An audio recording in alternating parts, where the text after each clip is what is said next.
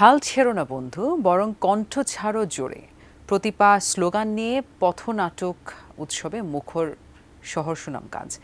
বৃহস্পতিবার সন্ধ্যায় শহরের কেন্দ্রীয় শহীদ মিনারে উৎসবের উদ্বোধন করেন বৈষম্য বিরোধী আন্দোলনে আহত থাই মিস্ত্রি রিপন মিয়া। তিনি 3 দিনের পথনাটক উৎসব শেষ হবে আজ। সুনামগঞ্জ থেকে মেহেদি হাসানের তথ্য, ছবিতে ডেস্ক রিপোর্ট।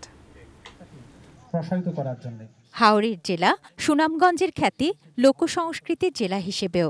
শাহ আব্দুল করিম, হাসন রাজা সহ শত শত মরমী কবির জন্ম এই জেলায়। তবে 3 দফা বন্যা ও জেলার অস্থিতিশীল পরিবেশের কারণে দীর্ঘদিন প্রায় বন্ধই ছিল জেলার সাংস্কৃতিক কর্মকাণ্ড।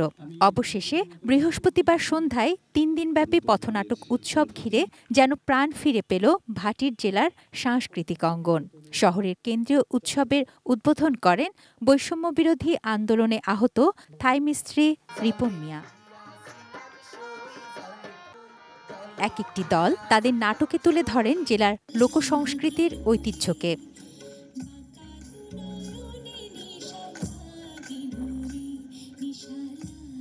শিয়া বাটার ও ভিটামিন ই সমৃদ্ধ lily glam beauty soap. Lily, always beautiful.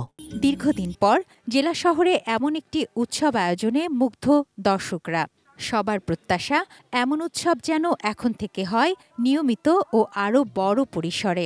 দীর্ঘ সময় পর আমরা আবার নাটক দেখছি, সবাই মিলে যেন একটা মিলন মেলায় পূর্ণ হয়েছে। বিভিন্ন আউল বাউলের দেশ সুনামগঞ্জ পথনাটকটা এই উৎসব হইতেছে, অনেক মানুষ বিভিন্ন জায়গা থেকে আসতেছে, অংশগ্রহণ করতেছে, অনেক একটা উৎসব মুখর পরিবেশ হইতেছে, আমাদের অনেক আনন্দ লাগতেছে।